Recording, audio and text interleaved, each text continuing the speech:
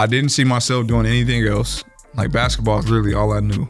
That's all I knew. If I was healthy enough at any point, that's all I was gonna continue to do. Secondly, you just hear people. Like I said, I didn't feel like I was respected or I didn't get enough love in the city. So like I heard what a lot of people were saying. I didn't hear enough about me for the most part, and I ain't like that. Be real. Yeah. That definitely was trying to prove everybody wrong, prove myself right. I just felt like I was better than a lot of people. That's really what pushed me through a lot of stuff. Like when I was younger.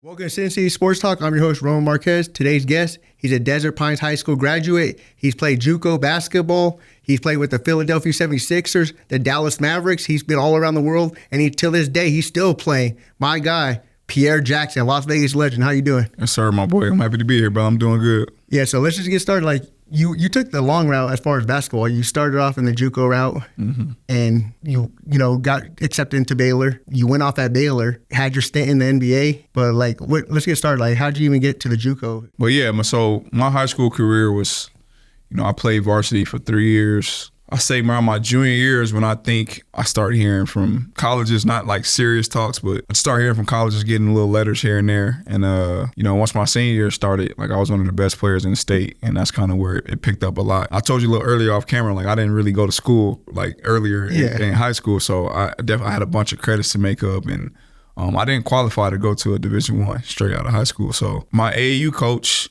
shout out to the Vegas Rebels, that's who I was on. Okay. I played on the local team, and one of my older teammates, Juan Patillo, he ended up playing. You know Juan? Yeah. So Juan went to Valley for a little bit, and then went to King Spring. Yeah, so he ended up going to College of Southern Idaho. Oh, okay. I ended up going up there to watch him, and that's how the coach met me.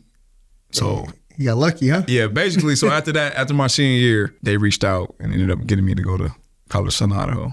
Yeah, but before you even get to Baylor, you go off in JUCO, right? That's the whole reason why Baylor started looking at you? Yeah. So, man, JUCO. Because that's a small school. Really, nobody really knows about them. I mean, if you know junior college basketball, but nobody really pays attention. That's what I'm saying.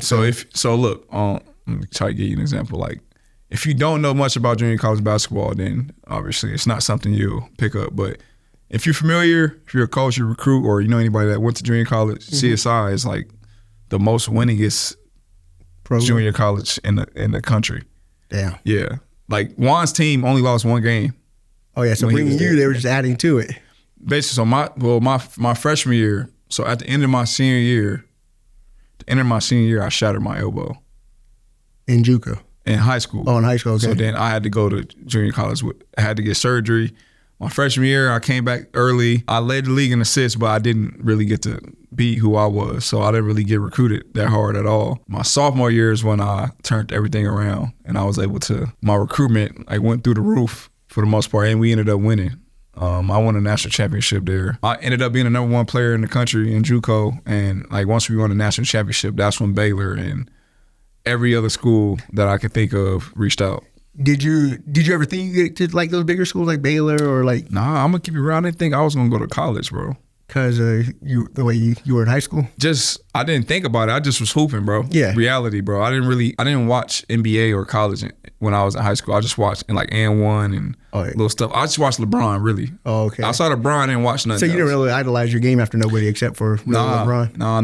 Not until college. I kind of got a taking a liking like Darren Williams and Johnny Flynn and players like that. But from high school, I didn't really think about college. And then same thing when I got to college, I didn't really think about D1 until it was realistic to me. You know what I'm saying? I mean, overall, I think you're pretty much the definition of a real hooper, like a true hooper, like overall. Yeah, I would say that too. Because nobody taught me how to play. I didn't play for no big AAU team. Nobody really knew me still. Not until I was at Baylor. Even around Vegas, nobody really, knew me or gave me respect for the most part. Yeah. Do you think they do now? I mean, I ain't got no choice now. I'm stamped. I'll say this, bro. Growing up, especially after college, my thing was I didn't think I had the respect in Vegas because I was from the East Side. I was from the East, and only people you really heard about in Vegas were the Gormans and the Northtown kids, West Side Yeah. kids. Those it was like a bias towards them kids, like whoever Right. came up that way. So when I was coming up, I still, even when I went to Baylor, like I would get introduced or I would see people I never met before. They would show love, but I still didn't feel like I was accepted. Yeah. You know what I'm saying? And what do you think overall? Because, I mean, you're not that tall. How tall are you? 5'10". For a hooper, that's not basketball standards. for sure. How'd you keep, you have crazy bounce overall. Yeah. The jump shot's crazy. Yeah. So what kept you going, even though you have players way bigger than you at competing at a high level? It's a few things, bro. Like, I didn't see myself doing anything else. Like, basketball is literally all I knew. That's all I knew. If I was healthy enough at any point, that's all I was going to continue to do. Secondly, you just hear people. Like I said, I didn't feel like I was respected or I didn't get enough love in the city. So, I heard what a lot of people were saying. I didn't hear enough about me for the most part. Yeah. And I ain't like that. Be real. So Yeah. that definitely was trying to prove everybody wrong, prove myself right. And obviously, I just felt like I was better than a lot of people. So that's really what pushed me through a lot of stuff. Like when I was younger, just proving people wrong. And they sleep. That's my brand. They sleep has literally been that's literally what got me through everything. And I think that's stuck around big time around the city too. You can use that slogan for anything. Not for anything in any profession, anything, bro. Yeah. So you think that's a lot of your grit too, is coming from the east side of Las Vegas? For sure, bro. For sure. Because it's not given to you. Everything you had to fight for. There were some good players at some of those schools. Rancho had some decent players. Yeah. Valley had some decent players. Vegas had a few coming out of there too. But for the most part, your class was pretty solid. I say the same thing. Like I said, we had these conversations. I have conversations where I just want to be a fan in these conversations. I don't want to bring myself into it. I really know a lot of people from Vegas, so I want to say the East got some players that played, bro. Oh yeah, but if you start talking about the Mount Rushmore of Vegas basketball, are you safe to say you could be on there, or you are on there? I feel like I am. Listen, man, you're still playing to this day. I think I am, bro. So I think it's levels to everything, right? So I hear conversations and I'm brought into these conversations, but I always want to I want to talk in the conversation. I don't want to talk about myself. So if we can exclude me, if we can have this conversation right now, but if we can exclude me, because every time I hear a list being made, the list is always going to be predicated on NBA. Yeah. Right? And granted, I wasn't able to stay in the NBA as long as I wanted to, because of health and whatever the reason is. Yeah, it's politics. It's a stake. Whatever the reason is, you got CJ, you got Marcus Banks. I think if you're going to have a top 2, 3, whatever, I think them two is going to be at the top. Yeah. Regardless. I think Mark is number 1, period, right? But when we go outside the NBA and we go off of just game and we just line it up and you just lock people in the gym, I don't think nobody mess with me. I don't think nobody can do anything with me. And that's with all due respect to everybody that's played. Yeah. You know what I'm saying? But in reality, I just think I'm the best player to play basketball. Even with some of the current players right now in the league? Yeah, for sure. Who better than me? Yeah, I mean, I couldn't name nobody off the top of my head right now. Like I said, to me, I believe you're one of the most athletic players For sure. right now. For sure. No, not no more. But I'm saying that just in general, from if you look, you were the most athletic. Your jump shot, you could shoot it from anywhere. And even right now, I see some of the clips, you're going around these tall dudes and just shooting the ball up and making it. No, so when I was younger, obviously the athleticism was at its peak, but athleticism for the most part when I was maybe in high school was that's what separated me the most. The older I got, scoring and the passing ability and just running the team, that come with, experience and stuff like that. So now I don't remember last time I dunked in a game, bro. Yeah, you don't need to. I don't. That's what I was saying. It comes with experience, being able to not necessarily manipulate the game, but know the game and learn. You use people the defense aggressiveness against them, and correct. And get to my spots. I was able to learn that as time went on. But who is one of your coming up in basketball in the city? Who is one of your rivals you think, or some of the people would try to put you up against? And rival in high school, it was Montreal. Shout out to Montreal Clark, bro. That's my man. East Side, El Dorado. Me and him been playing against each other forever. But in high school, I think me and him was on the East. Like I said, all the other players know. I feel like I was the best in my class as well, but You know, shout out Ant, shout out Elijah, all them boys. They Northtown kids. Yeah. They Northtown kids. They was ranked as well. Yeah, Elijah Johnson. At one point, shit, all you guys were on ESPN, on the cover of ESPN. Once we got to college, and like I said, that's something I thought was really dope. Super dope. I posted that. I still got that screenshot. When that happened, I got that screenshot on my phone. Right. I posted it as well because it was me and Elijah going into the tournament. They had us on there, and I thought that was dope. Well, that's crazy. Like, you know, they're not knowing what they're doing. Like, they're just posting the better players in the city or in the tournament at the time. They had no idea. But for it to be all Vegas players. Then that was a super proud moment for sure. You know what I'm saying? It took me a little longer to get to that, you know, to that point to where I could be on there with them. But like I said, shout out to them boys for going straight you to. got there. Yeah, for sure. But shout out to them. Shout out to them boys for going straight out of, man, that's big to go to Kansas out of the city. Oh, yeah. You know what I'm saying? And being able to go from, bro, they was calling that man the mayor, bro. Oh, yeah. That's so fire, bro. And he stayed home. You know, that's fire. Like, a lot of kids, I ask a lot of people, like, why don't you stay here? Like, but it's crazy to think that UNLV doesn't look at a lot of the home talent. Hell no. Hell no, because I would have went there in a heartbeat. Yeah, I mean, shit. You probably would have lit it up over there. I'm glad I didn't. I'm glad I didn't go though. I'm glad I didn't. Yeah, I mean, you made your niche. I mean, it worked out perfect. You're at Baylor for sure. So then you actually get drafted. How was that draft process like? Did you even like? I didn't know what I was doing, bro. Did you even think that was even an option for you to a 5'10" player from Las Vegas to get drafted? Like I said, bro, like going from JUCO or going from DP to JUCO. Like I had my principal. I felt like my principal didn't think I was good enough to play in that conference in JUCO. Like he was trying to persuade me to go somewhere else because how big of a school CSI is in the JUCO world. Damn. You know what I'm saying? Then once I was a #1 player in JUCO, #1 player, national championship, MVP of the finals, all that. People still doubted me picking Baylor, bro. How does that compare? Like you winning that championship and then you making that run in the NCAA tournament with Baylor. How do those compare? CSI easily.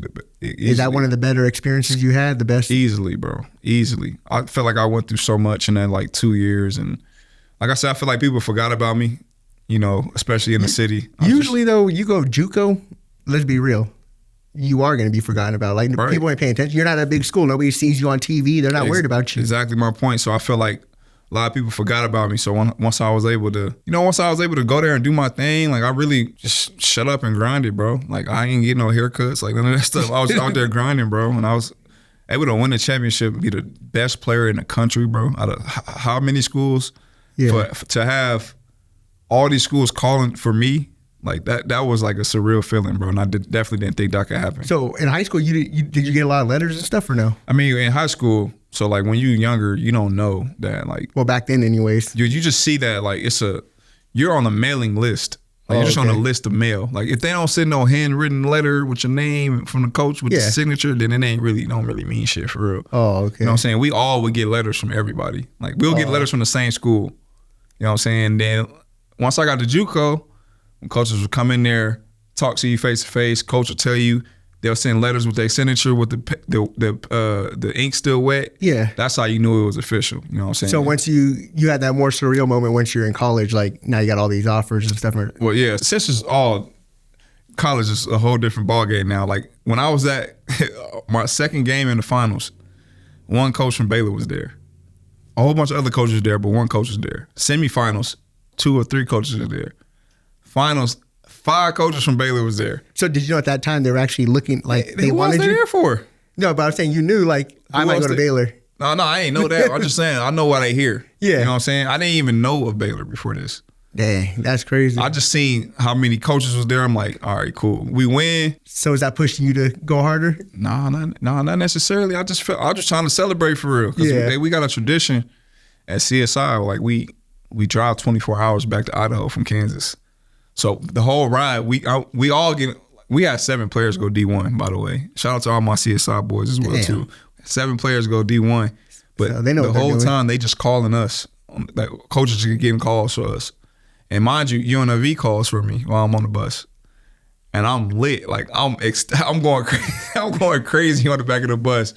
And so did you want to come home? Hell yeah. So they didn't offer me officially though. What they just want to... So long story short, they wanted me to just come on an unofficial visit. I went on an unofficial. It was terrible. It was so unorganized. It was terrible. It was terrible. And then literally a week later, Lon Kruger leaves to Oklahoma. Yeah. Offers me out of Oklahoma. And you didn't want that one either, huh? I mean, so you gotta think about it, bro. It's like I had 30 offers, bro. Like every school damn near outside of all the blue bloods. Like it's North Carolina offered me.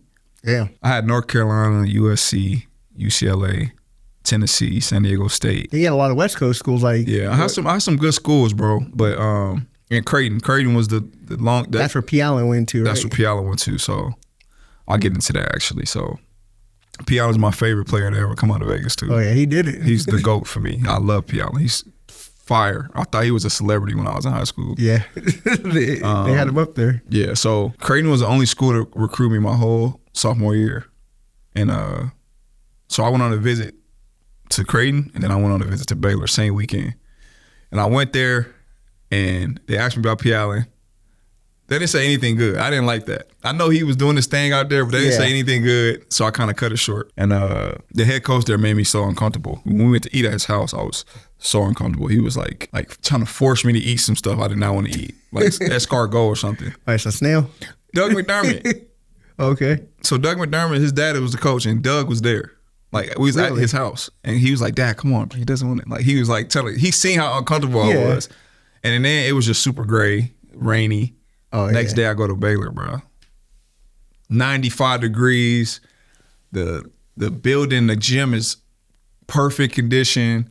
Locker room crazy. Coach Drew, super positive, just giving me energy, bro. Like, and then I go Perry Jones, Quincy Acey. I got the most athletic people I've ever seen in my life on my team, bro. So you go to the visit though. What's an official visit look like? Do you go to parties? Do they take you anywhere like that? Like, see, I told you, I'm square, bro. But do they try to hype it up? Hell and be yeah, no, they're gonna take you out for sure. So, like the players will take you out, especially if you go on a weekend or something. They're gonna tell you, they're gonna take you to where they feel like you know what I'm saying? Wherever your mind is, they're gonna try to take it, you there. You know what I'm saying? If I was a kid, wanted to be outside and I drank or whatever, I wanted to go to the club or the bar, they're gonna take me there. That make you happy. You know what I'm saying? Me, I just wanted to go to the gym. You know what I'm saying? I wanted to see y'all gear. I wanted to see what shoes y'all got. You know what I'm saying? I at the time, like, y'all got a girl or something, some girls, I'll go see some girls, but I don't drink. I don't want to go to the bar. Yeah. Take me to the mall or take me to a restaurant, y'all best restaurant. Like, I like to eat.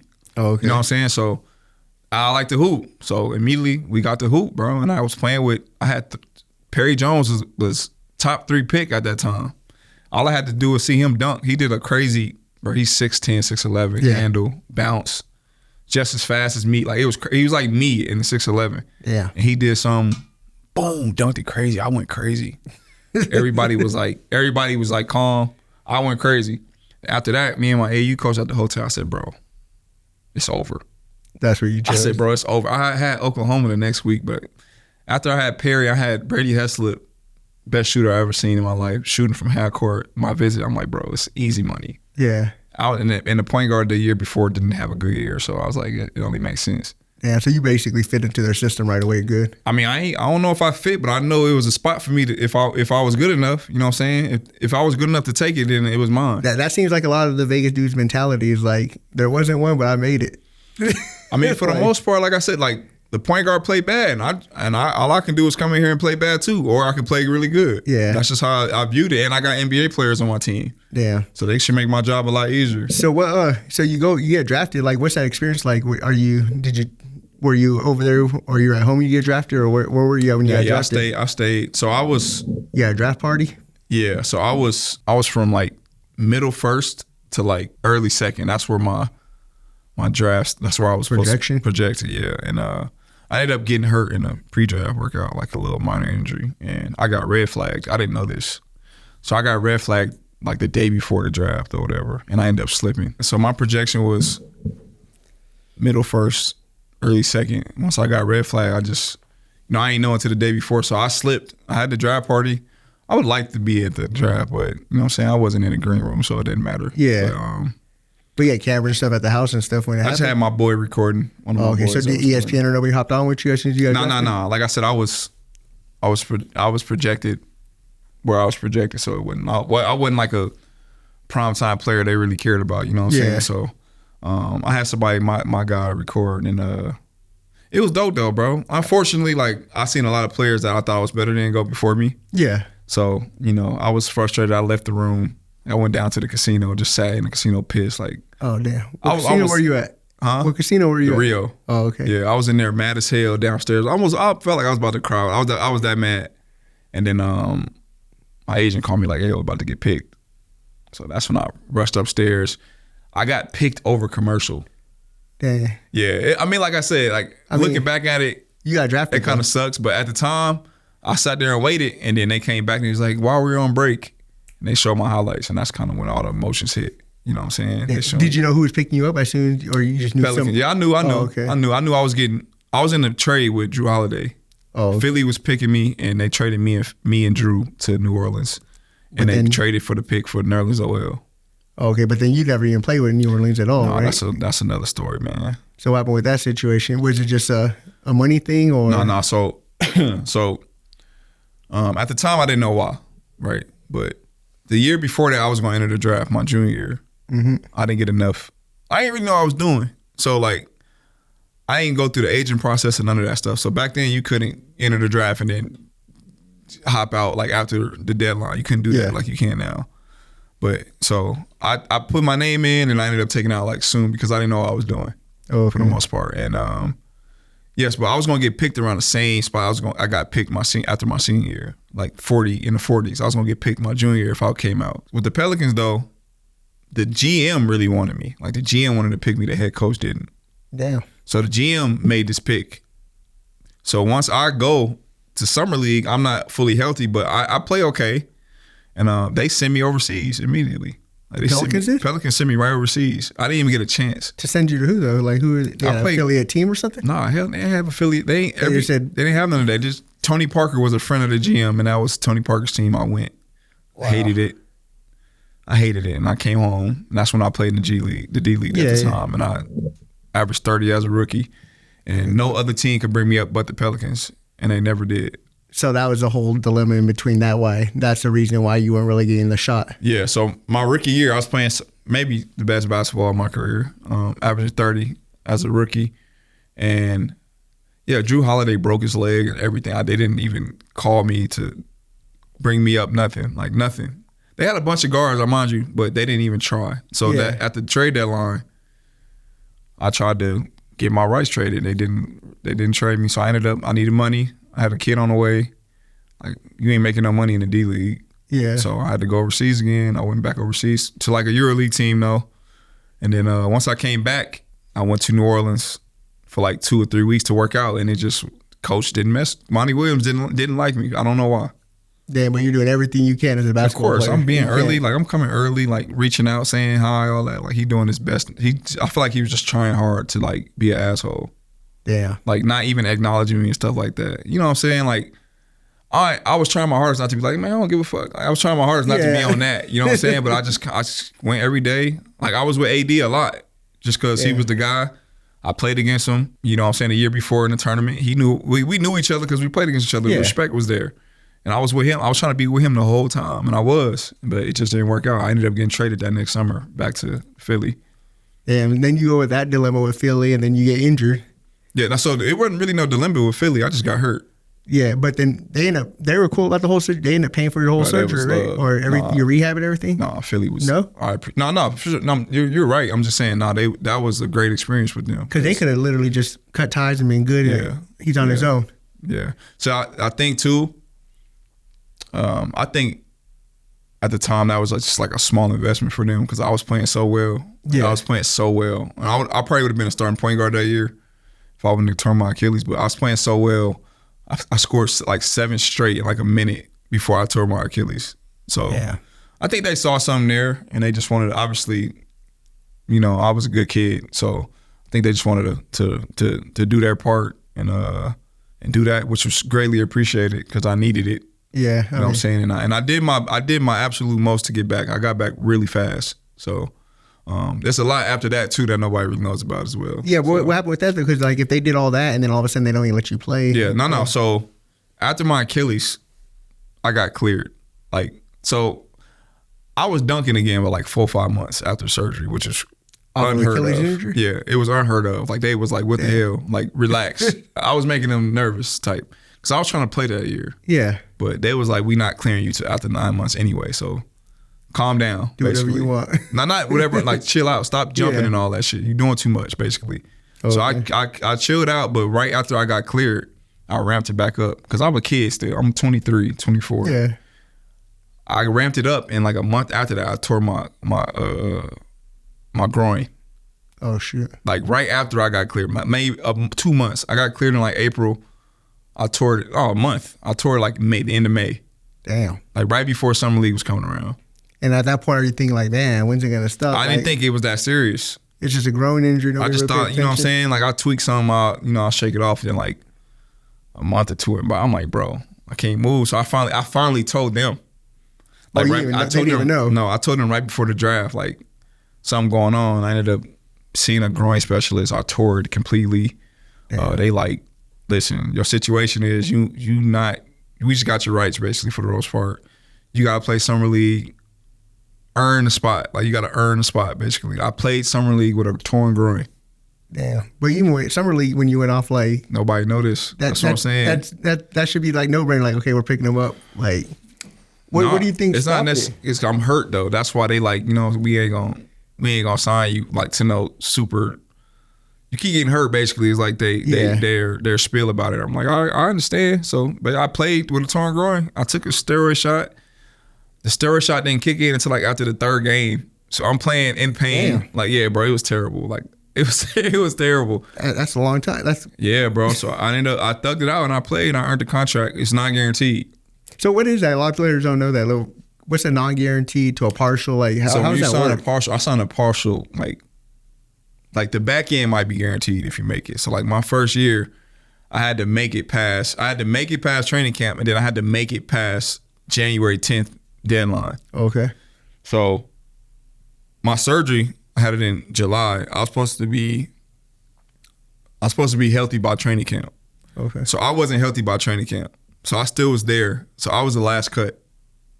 But they pretty much already know they're probably gonna cut you, right? Yeah, because if I was healthy, it's a no-brainer. But I wasn't healthy, so I was the last. They cut some other good players like Scotty Wilbekin. They cut a couple. Christian Wood. They cut him, and he's still playing now. Too. Yeah, but he got back in. Yeah. At that time, he went undrafted and everything. Yeah. Because that year we drafted Joel Embiid. Oh, okay. No, we drafted Jahlil Okafor. Okay. The year before we drafted Joel. So now I'm just at camp, just.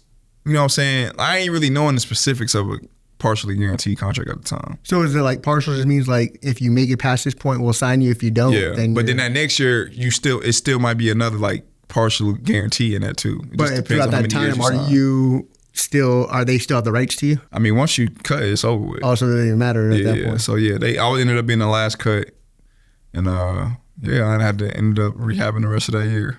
Okay, then how do you get with the Mavericks? Like what? You go there, that year was so crazy, bro. That year was so crazy. Because that was, I believe, at that time, if that was any time, that was your time at that point. When you got injured that last time, I really believe you probably would have had the rest of your contract at that point. Bro, that year was so crazy, man. So after I got cut from Philly, 2015-16 season, I basically sat out the whole year. I rehabbed. Mm-hmm. So 16 summer come up, I played with the Blazers summer league. Yeah. I think I got a chance to make this team. I go to the summer league training camp. I go to a mini camp. I kill. Summer league training camp. I do my thing. I know everybody say they kill when they do this stuff, but I really killed. Like I really was hooping. And they traded for Shabazz Napier. Okay. So I'm like, there go my spot on the team. So anything I do my thing, I felt like I played the best at summer league with the draftees they had and everything. I played the best. I didn't have a job offer until November from nowhere in the world. Yeah. I'm fully healthy. Not overseas. I played well. I averaged like 16, 14 points maybe in the summer league. I have nothing. Damn. November comes, I get an offer from a team in Croatia, like 10, 15K for a month, a tryout, bro. Just for a tryout? A tryout. Oh, take that. Yeah, but like at that time, like, bro, that's so disrespectful to me, bro. Y'all not even on EuroLeague. I didn't play EuroLeague. I've been here. I didn't kill the G. Like, a tryout, bro? But you're not thinking of like, damn, a tryout for 15K just to go show up, and if I don't make it, I come right back home with 15K? So you gotta think, bro. I made more money than that already. I played in the Euroleague. Like when I left the G League, I signed for hundreds of thousands of dollars, bro. Yeah. So for a tryout, it was so disrespectful to me, bro. Like I played at the highest level on whether it was I played at the highest level in Europe and in America. And a team like I played here, a team here offered me $10K for a tryout. Would it have been more disrespectful if they didn't offer you anything? I mean, I was already feeling disrespected for you to just offer me. So look. Or is that a situation where they pretty much should already just we want you? I want you to think from my perspective. Like I know you speaking from your point of perspective. You see $10K, you like, oh, don't you think you should? Like, I'll take that. Cool. Yeah. From my perspective, like I didn't make this amount of money. I didn't play here. I didn't prove myself. So obviously I'm being disrespected by not having a job offer I feel like I deserve, right? Oh, okay. So when they offer me, I'm like, okay, that's what we're doing? I'm back to the day sleep stuff, back to let's just prove that I'm who I am, right? So I go, first game I do okay. Second game I play a little better. Third game I have So hold on, you're saying that you're playing, these are actual games you're having you play in now? Or so what's a tryout? Basically, a tryout is you go and play for a month. The contract's for a month. Oh, so yeah, at that point, yeah. So at that point, I'm just like, you know what? I'm like, let me just go play. Let me play these little 8 games and prove that I'm worth more than what I thought a tryout was there bringing you in, work you out. No. Oh, so they actually having you play games you gotta for play this. games, yeah. And they can get rid of you at any point in that month. Oh, yeah, at that point, yeah, I wouldn't even want to do it either. Yeah, so I play. Third game, I had like 30. Second game, 32. Third game, 38. So now, like, they put me and my brother in like a little room. In Europe, your beds are like right next to each other. Oh, your brother was playing with you too? My brother he went with me, just for more support. Oh, okay. Right, so we in a small ass room. After the 38-point game, they put me in a suite. Or they put me in like a big suite, right? After the 32-point game, they put me in a big suite. 38-point game, they put me in a big ass suite. Me and him split up. I gotta yell to hear him. Yeah. And then now we got another game coming up. They trying to get in my brother's ear, like, hey, you think, you know what I'm saying? You think your brother will stay with us if we signed him? What does he need? Like now they on this type of time with me. And he come back and tell me like, yeah, bro, they trying to give you a better car. They can pay you $60 to $70K a month for the rest of the year. I'm like, bro, when I negotiated, they told me all they got is $15K to pay me a month. Now they got all this money. Now I'm hooping, they got all this money to pay me. Obviously, at that point, y'all got me fucked up. At that point, I'm like, y'all got me messed up, bro. Yeah. Like, hell no. So now I feel like, you know, I got my swag back. You know, I'm feeling real confident. So the last game, I act like I was sick. I'm like, I'm not playing. You know what I'm saying? We out, basically. Yeah. Like, we leaving. I'm going home, about to try to get back in the league. That's my full mindset. Mentality. Yeah, and my agent ends up telling me, it just worked out so perfectly because I posted a video on Instagram saying, basically, like, bro, like, don't give up on your dreams. Like, I'm super confident right now. I just feel like something gonna shake for me. And I said this on Instagram. Listen, bro, I said this on Instagram. A month later, I got called up. Speaking into existence. It felt like witchcraft, bro. So the Mavs called you up, right? So my agent ended up telling me like it's a scenario where JJ Barea just got hurt. Like you can go to the Texas Legends G League team, do what I know you capable of. Maybe you can get called up. So I'm like, bet. And early, bro, it's crazy. This how crazy this year was. Before I went to the Summer League with the Trailblazers, I went to Dallas for a playoff game to watch. Just to watch it. Just to watch the Thunder versus Dallas. My agent knew. What's the GM name? I forget his name. At the time, the GM. I meet them in the locker room. I get to look at the locker room stuff. I take a picture with a jersey, just like taking a picture of the jersey. Like, but that was just for the experience. Yeah. He was like, he just said something to me like, you know what I'm saying? I know who you are, a great player, blah, blah, blah. You know what I'm saying? Keep doing your thing. That's it. 8 months later, bro, I go back to the G League. I average like 30 and 12 in like the month. I get called up in 3 weeks after I left Croatia. Damn. Crazy, bro. Full circle moment. Bro, he calls me like, told you I was gonna see you again type shit. Bro, it was crazy. Mark Cuban hit me up. It was nuts, bro. How was that meeting Mark Cuban? I mean, at the time, like I not knew who he was, but I just didn't know how like hands-on he was with the players. Like he really be in there. Like in the locker rooms, he around. What's up? What's up, P Jack? Like he really in there saying what's up to everybody, bro. And it was It was dope, bro. It was, man. Was that one of your better moments? It was in Dallas? For sure. For sure. Because that year the last 2 years I had was just so hard for me, bro. And at the time, I just didn't know how to even express, like, going through all that stuff. Like, I didn't even know I was depressed and going through whatever I was going through. So, I mean, like you said, you already had that moment going and playing the NBA game and stuff before that. Yeah. But you actually get to walk into a Dallas locker room, first game, your name's on the back of the jersey number there. How does that feel? What's that feeling like? That you're back I was nervous, bro. I was nervous. Did you expect to play that first game? No. I was just so nervous because, like, the vibe I was getting from Rick Carlisle, like, I just didn't, like, he don't know me, so it's like the vibe ain't there. Like, like I'm used to coaches, like, I'm having a relationship with my coach, and my coach trusting me and all that, and letting me, you know, play my game. I didn't know what to expect with him, so it was. I was kind of off. I was with Dirk. I'm with Darren Williams, my favorite point guard ever. Like, it just was super awkward. I feel like super small. Yeah. I felt really minuscule to them. You know what I'm saying?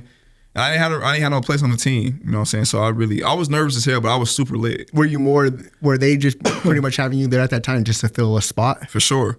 And then you happened to get your shot? For sure. Like I said, I just felt like obviously I was super nervous, and I ain't gonna say I didn't feel like I belonged, but I felt like I was just super proud of myself. You know what I'm saying? Just like I said, the year I just had to get to that point, it was a whole bunch of emotions I couldn't even really put into words for real. Yeah. So, I mean, then you get injured, like I said. At that point, you're probably at one of the best times of your life as far as playing basketball. Yeah. You're scoring, you're moving up and down the court, and then you get injured. What's going through your mind as soon as you get injured? Do you even feel at that point, damn, this is over, this was my shot? Nah, I don't think about stuff like that. I've honestly, I'm gonna keep it real, I had an uneasy feeling already because I had one of the longest basketball weeks I ever had in my life. Like, so I was on a partially guaranteed deal. This was before January. We had veterans on the team. Like, Darren Williams was trying to get traded. Andrew Bogut was trying to get traded. I was the last man on the roster, so I got cut like the day before the guarantee date to make roster space. Damn. Right? So they ended up signing me to 10 days after this. And so this how I'm gonna tell you how my week went. Friday, shout out to GP2 as well. Friday and Saturday, we got a back-to-back against GP2 in the G League. Oh, okay. I played both them games. He was with the Vipers at the time. Vipers. We played them back-to-back at home. I played them 2 games, bro. 40 plus minutes.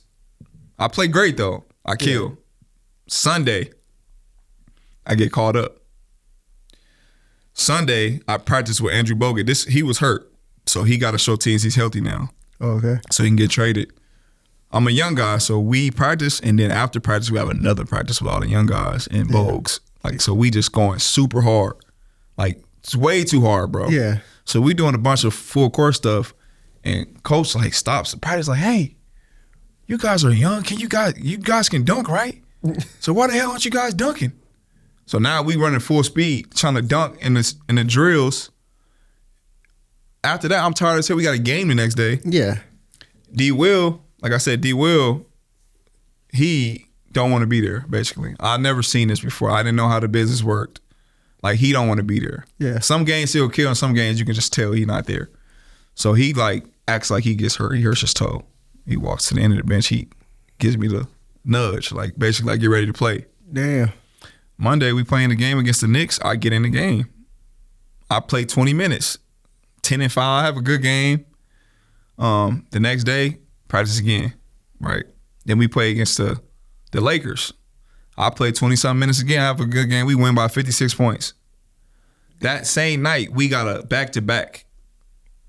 This is the game I get hurt. We got a back-to-back. We fly, we get there, we get to OKC like 3 a.m. As soon as we got off the plane, Carlisle said, hey, you're starting tomorrow. Just like that.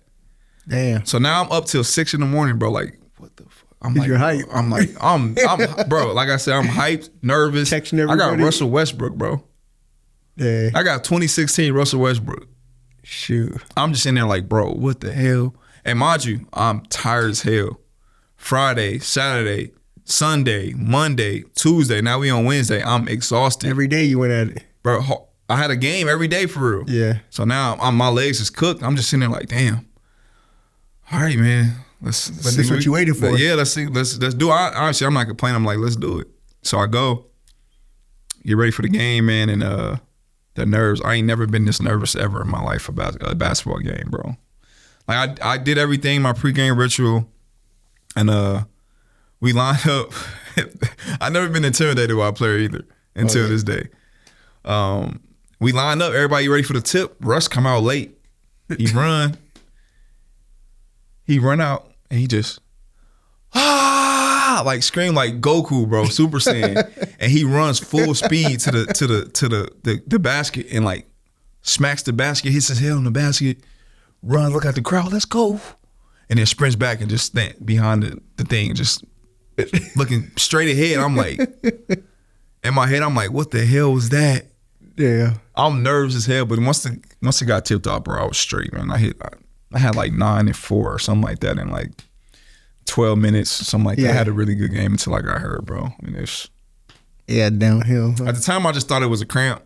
I tried to get back and go back in. You didn't really feel like anything? I mean, I never strained my hamstring before. Yeah. So, time I'm thinking it's a cramp, like, you know. So, because you can, so if you go back and see, I came off Andrew Bogut's screen, and when I hit him, that's when I felt the strain. Oh, okay. So, I still went up and shot it. I made it. And immediately, I'm like, I need a sub. So I foul and get out, and that's when I go, see, I try to run and shit, and it's over with. Yeah. Yeah. But at the time, I'm not thinking like, you know what I'm saying, I ain't gonna get back in. Yeah. I feel like I showed I can hoop. Like I just got healthy, came back in the G. I still averaged like 20 and 8, 20 and 9. Finished the season. I'm thinking this summer or something, I'm gonna get a training camp deal. I didn't get nothing. But it's crazy because all your G League, all your D League stuff, like it shows you can hoop. Yeah. Like every time you play a game, you go off. Anytime you go overseas, you're going off. You're the main player scoring. That's so a part of that too. What I couldn't understand was I just didn't understand. I think I blame my agent as well. Like that was my guy, but I just don't think I never did a training camp healthy. I never did a training camp. Yeah. Ever. So it was like, how did I get a training camp deal from at least from 2015 to 2019, bro? Like from that stretch, there's no way. I played the best basketball I ever played in that span. And you think it's a lot to do with your agent, or For sure, bro. If he would have mentioned I got a training camp deal, I'm not signing to go overseas. Yeah. Period. But now you're going overseas pretty frequently these days. Yeah, right? I mean the NBA is over. But you're still making money. You're still providing off of basketball. For sure. No, I'm not like, listen. I'm after 2020, bro. It was what it was. Like, you know what I'm saying? Every deal he got me, I definitely was grateful for. But if I had a chance to be healthy and play in this training camp, I feel like I'm making a team somewhere. Yeah. That's just the fact of the matter. You know what I'm saying? Is that your thing now? Just play a little bit overseas, come back home for a little bit, and then try to go back out again? Or I'm just grinding until I can't no more. I'm just getting the money until I can't. You know what I'm saying? I'm trying to get as much money from basketball as I can until it's time to actually. Correct. So if you could choose a place to go play at now as far as overseas, where would you go? What's your like? Wherever pay me the most. It's not even, you don't even have a favorite spot or nothing. I'm so low maintenance, bro. And no matter where I go in the world, bro, as long as I got Wi-Fi and you pay me on time, I don't really care. Oh, you're good. I'm straight. So you got so going back to your saying they sleep, that's basically your brand, your name. Yeah. Where that even come from? Like what's the whole thing behind it? I mean, I've always felt like that. I've always felt like anybody doubting or hating, whatever you want to call it, like I feel like they would sleep on, you know, my abilities and who I am as a player. And I finally like tweeted it like maybe in 2012, like going to Baylor. Cause you know who Fran Fraschilla is? Mm. He's a analyst, like he does the games in college. Oh, okay. And he came to Baylor. Like I didn't go to school. I still didn't go to school when I got to Baylor. I hated school. I hated school. So you never went. I hated school always, bro. So I would get in trouble for not going to class. Oh, Baylor? And we had to run. Oh, shit. So one day, I was the fastest, most in shape for the most part. I would run sprints like no problem. So like one day, coach was like, you know what? You just gonna watch everybody. Yeah, make them suffer for what Make them suffer. And my teammate, Quincy Acey, like snapped. He was like, man, you gotta take some accountability. Like he tripped on me. At the time, I had a towel over my head. I wasn't trying to hear what he was saying. And cause nobody know I'm going to the NBA. I'm just another player. And I just came from JUCO. They like, bro, first like, you not like that basically. Like, you're not even that good to be acting like how you act and not going to class. So Fran Fraschilla was the guest speaker that day. He came in, talked to the team, and he went straight to me. Don't know me from a can of paint, bro. I'm like, nobody cares about what you did in JUCO. High school prep is better than JUCO. Like, he's just going in on me. Like, he was like, you won't make it in November with what you're doing or whatever. And at the time, I'm like, bro, you don't know me, bro. Yeah. Like, the hell? I won't make it to November. So around that time, I tweeted, like, you know what I'm saying? They sleep. Yeah. You know what I'm saying? I really was talking about him. My high school principal, everybody. I'm talking about all them people. Yeah. People from Vegas saying this and that. It's for everybody. And that's how I started initially. But I ended up killing that year, my junior year, and Fran Fraschilla went on national TV and apologized for saying what he said. Yeah, really. And that's really all it was about for me, bro. Like, if you don't believe, you don't believe, bro. But, you know what I'm saying? I'm going to do my best to make that otherwise, bro. You feel me? And that's where they sleep came from. So you still live with that motto to this day? To an extent, bro. Like, I don't feel like I need to prove anything no more. Yeah, bro. you got it now. But who's a player you idolize? LeBron, bro. That's one of your favorite? LeBron. He's a GOAT then, huh? Bro, he the greatest of all time, bro. He corny as hell, but he's just the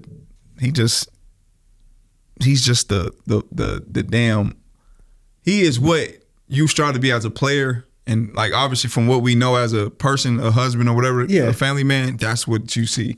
And the longevity's there. He got his son into the league. I mean, bro, that's amazing, that's bro. Crazy. You know what I'm saying? He's been the only player I followed since I was in 6th grade, bro. 5th, 6th grade. He's been in the NBA since then. High school to NBA since then. Yeah, that's longevity's there. You know what I'm saying? He's been my favorite, bro. Like, I obviously had other players I like as well, but LeBron is, like, anything he does, it's just, I'm super proud of dude. Like, it's like I know him. Yeah, so you had a chance to, you played against him. And I didn't get to play against him. I was hurt, met him, right? But I met him. Crazy. How was that moment? Do you know who you were? Knew who I was, bro. What was that conversation like? It was crazy, bro. It's crazy. You see, I'm smiling and cheesing about it now, but so this story goes into this, but my rookie year when I went to Fenerbahce in Turkey, there's a woman named Cappy Pondexter, one of the WNBA greats. Okay. She played over there, and I ended up kicking in with her. She told me LeBron knew me. This was in 2014. I thought she was lying. He's like, no, LeBron's a super huge fan. He watched college basketball, all that. I brushed it aside, right? So I just keep doing my thing. I never meet him officially. I'm doing what I do everywhere. I'm at Gene George in the Aria with my financial advisor, my agent, and one of my little homies. He played on the Lakers summer league team at the time. Say, we all talking like this. My back is turned. Eric's right here talking to the player. And I ended up talking to my financial advisor right here, so I turn a little bit. All I hear is like a hard smack. Like, what's good, A? Blah, blah, blah. What's good, P? Damn. Bro, I turned. I'm like, in my head, I'm like, oh, shit. I was like, bro, what's good, bro? Like, acting like I know him. Yeah. Like, I was like, what's good, bro? What's going on with you, bro? I'm like, you good? He's like, yeah, you straight, bro. Keep doing your thing. I'm like, hold on. Gotta get a picture, bro. Like, you mind if I get a picture? He's like, man, for sure. He with one person. He like with a security guard. Damn. And he like, I took a picture with him, bro. After he left, my financial advisor like, hey, LeBron, here's your point guard right here, man. You need a point guard. Here's your point guard. Him and my agent going crazy, bro. Like, I'm like, bro, let him go. Like, y'all tripping. Y'all fanning out too crazy. Mind you, I wanted to do the exact same thing. Yeah. But when he left, bro, my heart was beating out my chest, bro. Yeah. Like, it was like, I ain't never felt like that. Like, Jordan, I mean, Bron and Kobe and, like, are the only two people that made me feel like that. Like, just being in their presence. Correct. I wasn't even that close to Kobe. Kobe was, like, down the court, and I just felt that. The energy. Bro, the aura. Bro, I just felt the aura, bro. I never felt like that. So for Bron to know me, like, that made my whole year. Like, nobody could tell me nothing, bro. Yeah. So outside of basketball, I mean, one of your biggest things are you're a big avid shoe collector, right? Mm-hmm. Yeah. Between you and PJ Tucker. No, PJ got it for sure. He got you? Bro, PJ said he just spent like $4 or $5 million on shoes, bro. Well, what do you think your best shoe is? That's subjective. It depends. I got those. Yeah. That's a good shoe. I just like because they're the Rebels. No, that's literally the UNLV. No, I think that's a good shoe, but I don't know. It depends on what you like, bro. Yeah. Is there a certain shoe you go after or a certain brand you look at? Or you kind of open? I'm a Nike guy, 100%. But Air Max 1s is my favorite, like my favorite shoe. Air Force 1 is my favorite other shoe. And then like any style and swagger with those, I'm gonna wear them every day. You had a little show back in the day, right? You recorded it or something? Yeah, like, Nice Kicks did like something on me when I was in the league. And then the guy that was with Night Kicks at that time did it again, like in 2019. So, I mean, it's only grown since then, but I don't really buy as much as I used to because I got so much stuff. It don't make no sense. Are you still like shopping for shoes? Or you yeah, like I buy shoes, but I give away a lot too. Like I just did like a little clean out today too. Yeah, so we gotta get a signed pair. I got you, bro, for sure. For sure, I got you, bro. Like I'm trying to give away to the kids in the area. Yeah, like, I know basketball season coming up. Oh yeah, there's a lot. I wear a pretty common size too, so a lot of your shoes are still pretty much new, huh? No, for sure. A lot of them, like a lot of them are new. You know what I'm saying? But I'm not gonna wear them, bro. Like I said, it's just reality. I'm getting older. Like some stuff I don't need. I just don't need to be having. I'm not a hoarder, bro. So yeah. So outside of basketball, when basketball ends, do you plan on ever coaching? Do you want to get back Hell to no. No? Man, I want to get into some type of marketing or trying to be in one of these brands. I want to be around basketball, but I just want to be in a different like area of it. You know what I'm saying? If I can do something with sneakers and basketball at the same time, like a Nike rep or a brand ambassador for anybody, something like that, just to segue into. Yeah, with Chelsea, huh? Yeah, no, exactly. I really want to do exactly what she's doing right now. Yeah, but that's only like a woman's program right now. Oh, okay. But she's doing exactly what I want to do. Yeah, me and her are one and the same, bro. Like I love Chelsea, bro, and that's a Vegas GOAT right there too. Oh yeah, I mean, like I said, another person that's probably still doing it now. She's been doing it for a while. She's one of my favorite. Italy Lucas. Yeah, Italy a ghost though, man. It's so hard to keep track of her, bro. But she's been playing and she's doing her thing. Italy's amazing. So do you have any advice for like just kids that are coming up? Like I said, because you took the grind you came from the bottom all the way. Do you have any advice for anybody coming up that's hooping that may not think they have it? Man, there's so many things you can get to these kids, bro. But just believe, bro. I just want to say, just believe. That's really. I know it's different for everybody, but believing is a start, bro. Just believe, grind, and listen. Correct. You gotta listen, bro. Like I would say, like obviously I was naive sometimes, and I was kind of hard headed, but I've always been the person like if I'm doing wrong or something, or if I apologize, and I would definitely, if I have something to ask, I'm gonna reach out. Yeah. You know what I'm saying? Every time I'm never too proud to beg for knowledge, not necessarily for anything else, but for knowledge, or you know what I'm saying, if I need help, I'm gonna ask for help. Like I'm always that guy that feels like the worst you can say is no. Yep. That's you know what I'm saying? Good motto to live by. So just listen to believe and be patient as well too, man, because everything don't happen overnight, bro. Definitely, and you're living proof of that. Man, all facts, and that's just, it's a grind, bro. Basketball's hard, man. A lot of stuff gonna happen to you that you just never thought would happen to you as well. So, you know what I'm saying? I thought I was one of the most healthiest, most athletic guys, strongest guys ever, and like I went through stuff that I never thought would happen. I had no signs of tearing an Achilles, no sign of tearing a groin. It just happened. So, I definitely was patient with all that stuff, and I'm still able to be here walking fine, being able to run fine, all that stuff. So, you know what I'm saying? It all worked out once I was able to do those things. Yep. Well, I appreciate you for coming out, taking your time. Like I said, we've been trying to reach out for you for a minute now, but that concludes today's episode and episode number 10.